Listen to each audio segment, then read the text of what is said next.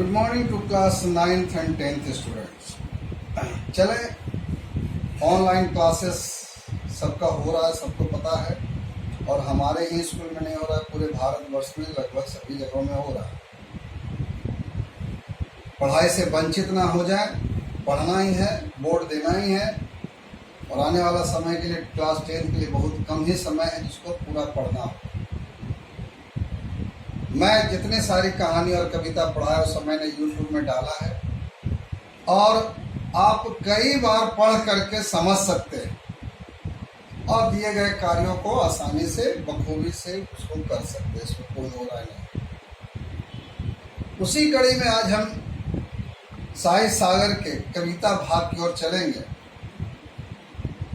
वो है चैप्टर पाठ, जो भी कहिए, पाठ नंबर 5, मेघ आए। मेघ आए, इनके कवि हैं सर्वेश्वर दयाल सक्सेना जी। तो चले हम लोग कवि के बारे में जान ले, पहले संक्षिप्त जानकारियां प्राप्त कर ले कि कौन है। श्री सर्वेश्वर दयाल सक्सेना आज के कवियों में एक स्थान दिया जाता है, एक प्रमुख स्थान दिया जाता है।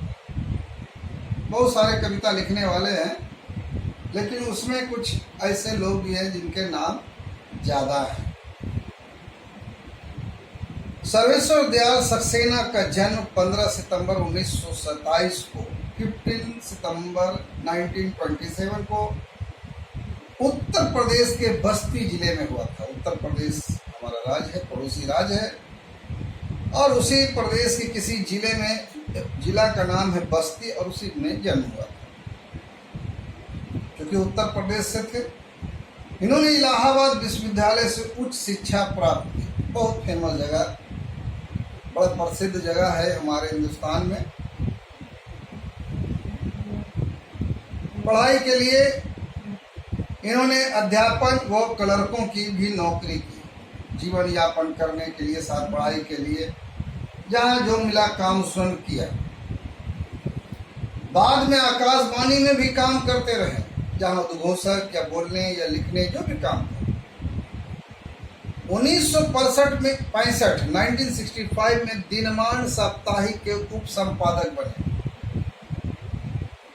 कोई साप्ताहिक किताब या चलता होगा, और उसमें उप संपादक बने।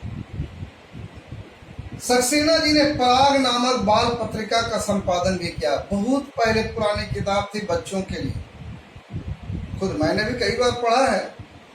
अब तो शायद ये बंद हो गए या होंगे भी। ये तीसरा शतक के कवि थे, तीसरा शतक के कवि माने जाते हैं। लेकिन 1983 में अचानक इनकी मृत्यु हो गई, जो साहित्य जगत के लिए सबसे बड़ी क्षति। अब आते हैं इनकी रचनाओं से। सक्सेना जी ने पद के साथ गद्य में भी रचनाएं लिखी, लेकिन कवि के रूप में ज्यादा इनको प्रसिद्धि प्राप्त हुई। उन्होंने काठ की घंटियां, बांस के फूल, गर्म हवाएं, एक सूनी नाव इत्यादि इत्यादि इत्यादि, पागल कुत्तों का मसीहा, सोया हुआ जल, बकरी, लड़ाई, ढेर सारी। लेकिन दिनमान में जो जहां काम करते थे, दिनमान में प्रकाशित चरखे और चर्चे स्तंभ से इनकी प्रसिद्धि मिली, इन्हें ख्याति मिली। तो चले उस कविता की ओर। मेघ आए। मेघ आए, अरे मौसम भी उसी है, मेघ आने का, वर्षा का आनंद लेने का। और आते हैं तो किस तरह से मौसम में बदलाव होता है और कैसे लोग उसका स्वागत करते हैं, इस कविता में आपको मिलेंगे। इस कविता को हम 2 भाग में पढ़ाएंगे। आज एक बार पढ़ाएंगे पूरी कविता के साथ साथ उसका सार, संक्षेप, कल पूरे इसके भावार्थ को, अर्थ को पूरा क्लियर बता दें। तो चले, मेघ आए। मेघ आए बड़े बंठन के सवर के, मेघ आए बड़े बंठन के सबर के, आगे आगे नाचती गाती बयार चली, दरवाजे खिड़कियां खुलने लगी गली गली, दरवाजे खिड़कियां खुलने लगी गली गली। पाहुन ज्यों आए हैं, आए हो गांव में शहर के, पाहुन ज्यों आए हो गांव में शहर के। व्यार मने हवा होता है, हवा का चलना। पाहुन मने अतिथि मेहमान, जो आप जब कहता है, ये गांव की भाषा है, गांव की बोली है पाहुन। लोग गांव में दामाद भी कहते हैं बहुत सारे पाहुन को, तो अलग अलग लोगों की अलग अलग भाषा है। उसके बाद मेघ आए बड़े बन ठन के सबर के, बड़े झुक झांकने लगे गर्दन उचकाए। मेघ आए बड़े बन ठन के सबर के, बड़े बड़े नहीं होना चाहिए था, पेड़ होना चाहिए था। पेड़ झुक झांकने लगे गर्दन उचकाए, आंधी चली धूल भागी घाघरा उठाए। बाकी चितवन उठा नदी ठिठकी घूंघट सर खाए, बाकी चितवन उठा नदी ठिठकी घूंघट सर खाए, सर खाए। मेघ आए बड़े बन ठन के सबर के, बूढ़े पीपल ने आगे बढ़कर जुहार की। बरस बाद सुधी लीन्ही, बोली अकुलाई लता ओट हो किवार की। हरसाया ताल लाया पानी परात भर के, मेघ आए बड़े बन ठन के सबर के। क्षितिज अटारी गहराई दामनी दम की, क्षितिज अटारी गहराई दामनी दम की। क्षमा करो गांठ खुल गई अब भरम की। बांध टूटा झरझर, बांध टूटा झरझर, मिलन के आंसू ढर के। मेघ आए बड़े बन ठन के सबर के। ये था कविता। चूंकि कविता के भावार्थ और सार बताने से फायदा है कि थोड़ा आपको समझने में ज्यादा सुविधा हो, तो आज इसलिए आज हम संक्षेप में इसको बताएंगे। पुनः एक बार कविता कल पढ़ेंगे और पूरी उसकी जो भावार्थ पूरा क्लियर उसको कंसेप्ट दे देंगे। पाठ का सार क्या हो सकता है? मेघ आए शीर्षक कविता में सक्सेना जी ने मेघों को अतिथि के रूप में मानवीकरण का चित्रण किया है, और ये अपने शब्दों के माध्यम से। मेघ आए शीर्षक कविता में सक्सेना जी ने मेघों को अतिथि के रूप में उसका चित्रण किया है, मानवीकरण किया है, और अपने शब्दों के द्वारा। कवि कहते हैं वर्षा ऋतु में आसमान में, कवि कहते हैं कि वर्षा ऋतु में, जो भी बरसात ऋतु है, वर्षा ऋतु है, आसमान में छाए जल युक्त बादलों को देखकर प्रतीत होता है मानो शहरी मेहमान सज धज कर गांव में आए हों। कभी कहता है वर्षा ऋतु में आसमान में छाए जलयुक्त बादलों को देखकर ऐसा लगता है मानो शहरी मेहमान, यानी शहर के मेहमान सज धज करके गांव में पधारे हैं, गांव आए हैं।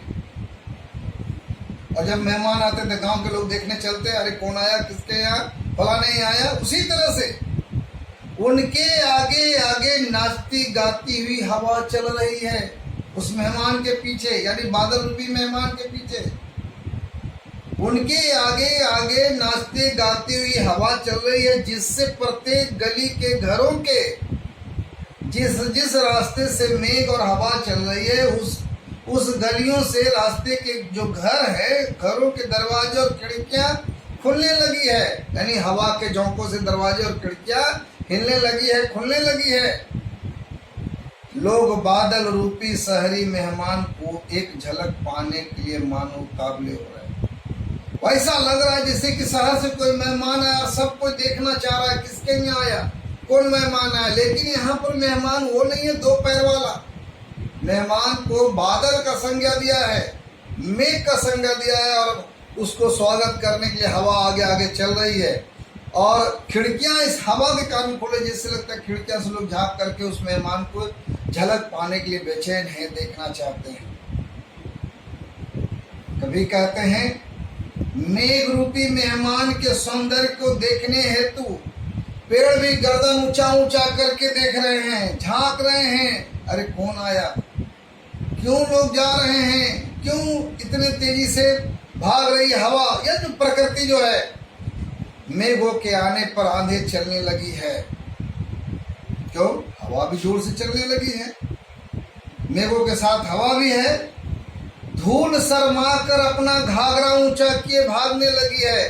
कभी कभी देखते हैं कि जब जाते हैं मेहमान के पीछे लोग भागते, छोटी छोटी बच्चियां भी जाती है, घाघरा पहने तो उठा, दौड़ने में असुविधा होती है तो घाघरा उठा करके दौड़ना शुरू कर देती है। उसी तरह से धूल शर्मा कर अपना घाघरा ऊंचा किए भागने लगी, अर्थात आंधी आने पर धूल भी उड़ने लगी है।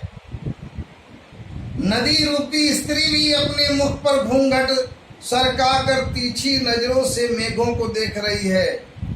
देखे होंगे कि गांव में जब मेहमान आते हैं तो कुछ महिलाएं जो होती है, हमारे गांव की सभ्यता और संस्कृति होती है कि महिलाएं घूंघट डाल लेती है, अब घूंघट की आड़ से देखती है कौन आया, किसके आया, कौन है। उसी तरह से नदी रूपी स्त्री भी अपने मुख पर घूंघट सरका कर तिरछी नजरों से मेघों को देख रही है, अर्थात नदी भी हवा की दिशा में बहने लगी, साथ साथ चलने लगी है। कभी कहते हैं जिस प्रकार मेहमान के आने पर घर के बड़े लोग स्वागत करते हैं, जैसे हमारे कोई मेहमान आते तो हर कोई खड़े हो जाते हैं, अरे मेहमान जी आए हैं, ये आया है, वो आया है, स्वागत करते। वैसे ही बूढ़े पीपल के पेड़ ने आगे बढ़कर झुककर मेघों का स्वागत किया है। वो भी स्वागत करते बूढ़े पीपल, अरे बादल आया है, बरसात होगी, पानी मिलेंगे। विरह से व्याकुल लता ने किवाड़ की ओट में छिपकर मेघ रूपी मेहमान का 1 वर्ष बाद आने का उलाना दिया। विरह से व्याकुल हो करके,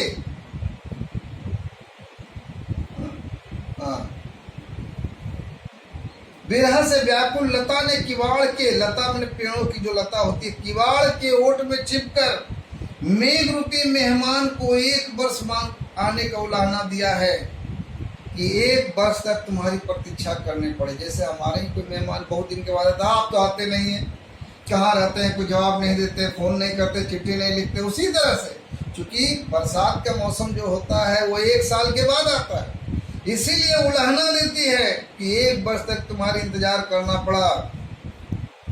तालाब मेघ रूपी अतिथि की पैर धोने हेतु परात में पानी भर कर लाया हुआ, ऐसे लगता है जैसे कोई मेहमान आते तो परात भर के पानी ले जाते, उसके चरण को धोते हैं। ठीक उसी तरह से तालाब मेघी रूपी अतिथि के पैर धोने के लिए परात भरकर पानी लाया हुआ प्रतीत दिख रहा है। तालाब के रूप को वर्णन परात के साथ किया। मेघों का क्षितिज रूपी अटारी यानी छत पर पहुंचते ही बिजली चमकने लगती है। अब कोई भ्रम नहीं, शंका नहीं, विश्वास हो गया वर्षा अवश्य होगी। कभी कहते हैं जब बिजली चमकने लगी तो अब किसी को शंका किंतु परंतु नहीं था, सभी को विश्वास हो गया कि अब वर्षा होगी। मेघों के बरसते हैं मानो सबका सब्र का बांध टूट गया। धरती और बादलों के मिलन से जो खुशी होती है, वो उस जो खुशी के आंसू जो गिरते हैं उसे ही कहते हैं बरसना।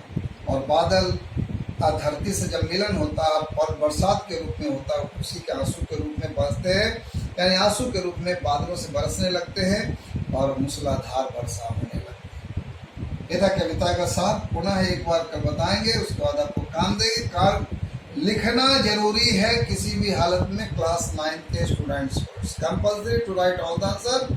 उम्मीद है कि आप इसे पढ़ेंगे, एक बार और कल बताएंगे, उसके बाद आप आंसर क्वेश्चंस भेजेंगे। क्वेश्चन आपको लिखना है। तब तक लिए आप घर में सुरक्षित रहे, मास्क का निश्चित रूप से प्रयोग करें क्योंकि बढ़ता जा रहा है बीमारी। यदि आपने लापरवाही की तो आपके साथ साथ कईयों की जान जाने की दिक्कतें हो सकती है, मुसीबतें हो सकती है। मास्क का प्रयोग कीजिए। Stay home, stay safe. Thank you. फिर मिल